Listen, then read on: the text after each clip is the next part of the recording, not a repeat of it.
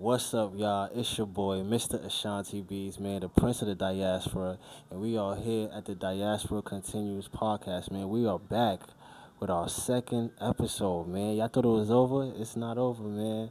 And we are back with a special guest, man. All our guests are special, but we're here with another special guest, I should say, for our second episode, man. And we got none other than the one and only Amon Ogyiri of Noma Clothing, man. Noma, New York. Welcome. Welcome to the Diaspora Continues, man, where we talk about Africa, the African diaspora, our differences, our similarities in the culture, what we could do to all get along, because we all tired of the diaspora wars. And and let's talk about the culture, man. How we could what we could do to, elevate ourselves, man. So again, welcome. Thank you, bro. Thanks for having me. Yes, sir. Yes, sir, man. So we got the owner, CEO, creative director of Noma here, man. Yo, what does the diaspora mean to you, man? The diaspora is just a combination of the culture, right? I think that everybody who embodies what Africa is what I consider the diaspora. Okay, okay. Nice, man. Everybody has their, kind of definition of the diaspora. You know what I mean? Because the diaspora is huge, man. But I agree with you. I agree with that definition that you just gave, man. Speaking of diaspora, man, can you tell us a little bit about yourself? Where the diaspora you from? You know what I mean? If you are, of course you are, cause you're here, right? But tell us about, where in the diaspora you from, and how you grew up, where you grew up, and how the diaspora, has influenced you. So, I'm from the Bronx, born and raised. Went to high school in the Bronx, then went to school upstate.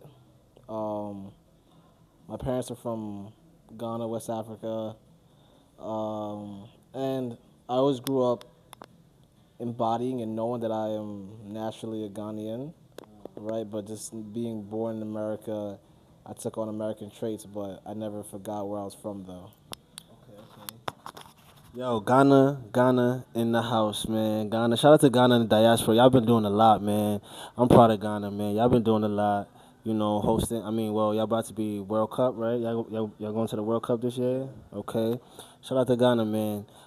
Speaking of Ghana, yo, listen. I've heard a lot about the Ghana Jollof Battle Wars. Where do you stand in that? Where do you stand in this Ghana Battle Jollof, yo? Where do you stand in that?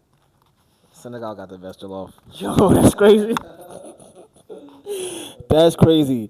That's crazy. That's crazy. But hey, listen, I did hear that they are the creators. They are the creators of this jollof thing, man. So shout out to Senegal. But what up? I still love Ghanaian jollof, though. Don't get me wrong. That's crazy. I still love it. But, I'm unbiased, bro, so, you feel me? Okay, That's how okay, it is. okay. Listen, no beef at the diaspora. No beef at all. We gonna take it how it come. You feel me? Pause. You know what I mean? But okay. So you said you from Ghana in the diaspora. You grew up in the Bronx. How was your experience growing up in the Bronx and being from the diaspora? Your parents from Ghana, yeah. Yeah. So how was your experience growing up in the Bronx and being from the diaspora, man? Tell us about it. Um, I think that growing up in the Bronx, I was around mostly Spanish people. Okay. But I went to school. I went to school with mostly Jamaicans and blacks, Black Americans, and then a few Africans, and then African from the native, Okay. right, and then obviously Spanish people, right? I said that right, right? I said that twice. Yeah, you said Spanish. Okay, cool. But that's a whole diaspora experience right there. Yeah, it was pretty cultural. You getting not just the African diaspora, the whole of it. With the Spanish, Jamaican, Caribbean, Latino thing. We all fall in the same melting pot. You know, like we all fall in the same melting pot. with this whole diaspora thing. So were you influenced a lot by your parents, being from Ghana? I think I was. I think that I understood that I had African culture that I had to adhere to. But like I said, like naturally being around African Americans and different cultures. Don't I'm not even gonna just subdue it to just African Americans, but being around multiple cultures at a young age, you know, you take on American traits. So, my parents weren't the most fond of it, but I had to learn as I got older, and you know, if you don't fall too far down the hole, you can like kind of just adjust your wrongs, right? Right your wrongs mostly. So I would say that like being African definitely did help knowing that. All right, yeah, we don't do that. You feel me? Or you feel me? Like there's a reason why. There's a difference between cultures. Listen, man, it's a lot that goes on in the diaspora when, especially growing up. It's a lot of do's and don'ts. You know what I mean? That a lot of kids don't grow up with. You know what I mean? So shout out to you for noticing that and being able to apply that to your life. That's a great thing as a diaspora kid. Listen, have you been back to Ghana? Yeah. You been back? Okay. So you were born here and you went back at what age? I went to Ghana when I was 13. 13. That's an early age, man. That's an early age, man. That's an early age to go to Ghana, man. So when you went to Ghana at 13, how was your experience? What did you see? How was your experience? It was pretty humbling, actually. I think it was eye opening more so, but to really experience, I guess you could say the propaganda and like, not being proud to be African definitely washed right off of my mind. You know what I mean? I understood that Africa is the homeland, and there's a beauty in not having all the extra stuff that America gives you to make you almost dependent and not care about what really matters. And Ghana definitely opened my eyes to that at a young age. Okay, okay. So, yo, did you see, like, because I'm sure when you were in America, right, you were seeing images of Africa, because you never been to Africa before, right? So, what was your thoughts of Africa before going? What was your thoughts of Africa before going? Because you never seen Africa. You was born in America. So, at 13, do you think you had the capacity to have an idea of what Africa would look like when you finally visited? Absolutely not. I was definitely propaganda. I was definitely aware that it wasn't, a first world country, and a lot of things were traditional. I was aware of that. But, you know, when you're young and you're in America, you're used to certain things, right? Like the lights, like a blackout happening very often isn't natural in America, right? Like going to the wells to fetch water, to have water for your household, isn't an American thing, So these are all things that it made me cherish, you know, the the ease that I was born into here, But I still loved it in Ghana though. Okay, so when you went, was everywhere like how they show on the BT commercials when they have the flies on the kid's face and the big belly. Like, was it like that when you went? Did you see that everywhere? Did you see any rich people? Like, what did you see? I mean, I definitely did see wealthy parts of Africa, and this was 2011, 2000, yeah, 2011, 2012, right there. So I was definitely aware that they are purposely showing us that Africa isn't the place to, relocate to and have fun at, right? There's definitely a lot of wealth in Africa. There's a lot to do, a lot of fun to have. I was young and I was like, wow, this is amazing here. So A lot of propaganda has been, put in the heads, put in the minds of, you know, people all over the diaspora about Africa, and that has been a deterrent to, other diasporans, especially in the United States, everywhere, UK, whatever, experience in Africa. You know what I mean? Um, So after you went to Africa, you had a new mind, a new thought, a new uh, a new New perspective for sure, perspective absolutely. of Africa, Yeah. for sure, for sure. It's crazy because now you have in 2020. Well, it didn't start in 2026, but you have a now you have a whole lot of you know African Americans traveling to Ghana, traveling to Africa to experience Africa and to retrace their history. What do you think about that, man? I think it's a beautiful thing. It sucks that we had to go through that period of self hate. And it still rings true, right? I think that people still propagandize to this day, but I think a lot of people are waking up, and that's the beauty, and that's really what matters, truly. Yeah, yeah. And this will, bring the diaspora together as everybody goes and travels. So it's very important to travel, man. Travel to Ghana, travel to Africa, man. Africa is beautiful, yo. Okay, so let's jump back into the life, man. Let's jump back into your life. So you went to Mount St. Michael's, right? Did we talk about that? Yeah. You went to Mount St. Michael's. I think we did. We went to Mount St. Michael's, and then after Mount St. Michael's, you go to college. Yep. Yeah. So what college did you go to? What's you Albany? University of Albany. Shout out to University of Albany, man. And tell us what happened there. Is that where your career started? Well, you said your career started in high school, right? Right. So once you got to college, was that what was the difference between your level of your level in your career in high school and entering college? In high school, I was literally being who I wanted to be. Right. I went to all boys Catholic high school, Mount St. Michael, in Mount Vernon, and I was naturally making clothing for men, right? Because obviously I'm a guy and I can't wear girls' clothes, and it was a form of self-expression more than just clothing. Everything just meant so much more deeper to me, right? Like everything had a purpose, a meaning, and this was the way I was able to communicate, right? This is truly how I felt about certain things, and I had a hard time communicating when I was younger about you know, um, the emotional parts that I felt, right? And the clothing was the vessel for me. So when I went to college, I was able to integrate with a lot more women, a lot more, guys, and not only that, like I had a very particular view on what fashion looked like.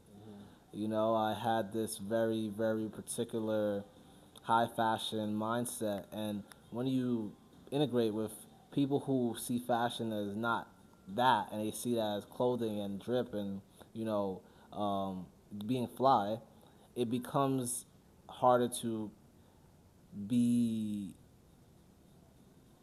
it becomes hard. It becomes a harder thing for a young person to do because he sees it. I see it as this particular thing, right?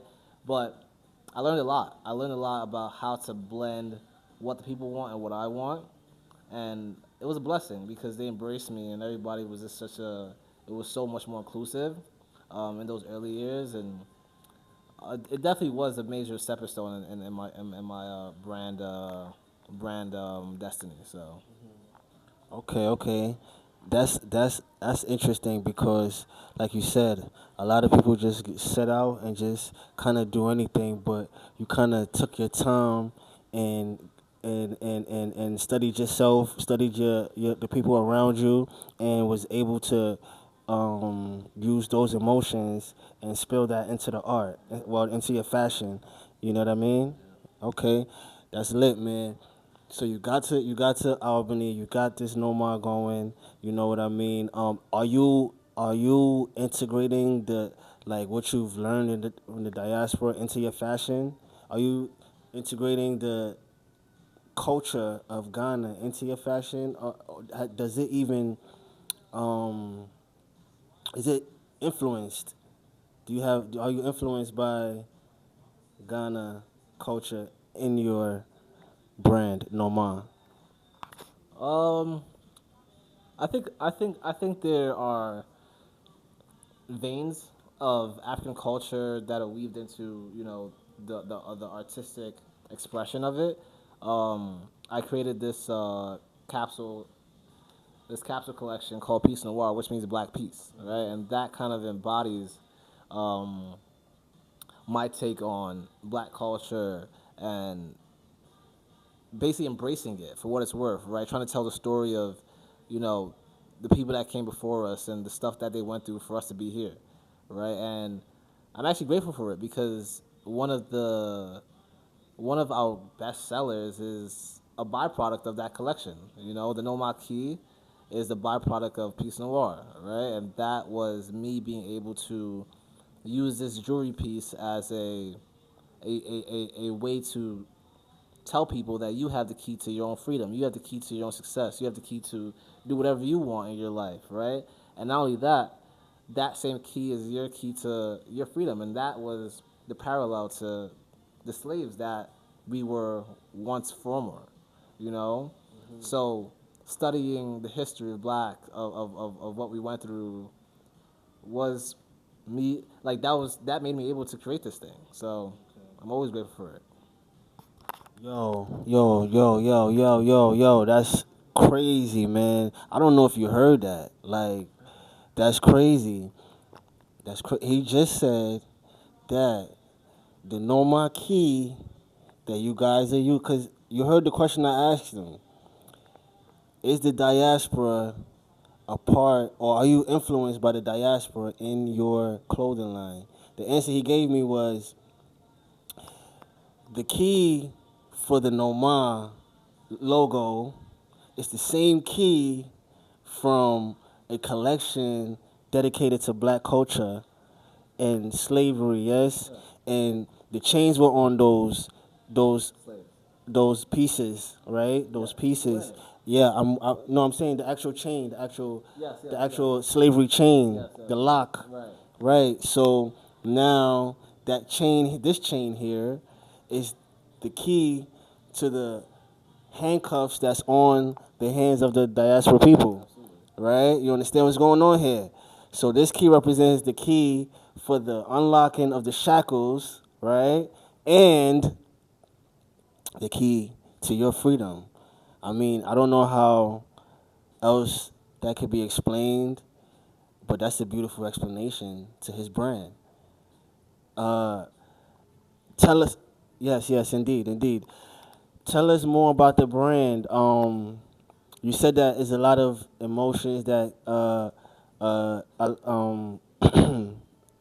lot of emotions allows you to express yourself through the fashion, right? Emotions also uh, come with life, human nature. You know what I mean? We're gonna talk about um, we're gonna talk about therapy in the diasporan world. You know, therapy is a sensitive topic. You know, especially when it comes to black people. We don't like therapy. You know what I mean? Uh, it's a very sensitive topic. You know what I mean? It's affecting us for a long time. Well, the problems that are not being solved through therapy, it's been affecting us for a long time, man. What do you think about, as a black man? What do you think about therapy, man? What do you think about going to therapy? What do you think about receiving therapy? Let us know. I mean, like you said, it is a sensitive topic, and I have a whole bunch of theories on it, right? All right, and I never went to therapy, but I should have, you know. And funny enough, the same collection, Peace Noir, is the same collection that I released a T-shirt that I embroidered that on, right? And that was a time where I was heavily depressed, misguided, lost, um, and I needed a lot of direction, right? And this was all this was all because of my inability to communicate, right, on my emotions, you know, and it kind of bubbled over and created this, I guess, monster, right, for lack of better words, right, and that was internal, right, and for what it's worth, it was external too because people were in the crossfire of that, right? Because I wasn't able to get my emotions in check, right? And like you said about therapy being a hard topic for black men and black women because we're so bottled up in terms of our ego and our pride that we don't want to admit when we're wrong or when we did something stupid or we feel a certain way about something, right? So we move on through life and we're inadvertently affected by those things, right? Because we're acting out this way because I'm hurt by something that happened 2 years ago, you know? And I think that it was a huge eye opener for me. Um, Therapy wasn't the answer, introspection was, right? Being able to take accountability for my actions, right? And be able to sit with what that pain was enough for me to understand the reality and the severity of being able to communicate. Um, and I think that's the main problem. The problem is that we were never taught to articulate how we felt. And that's why the culture is where it's at. Okay.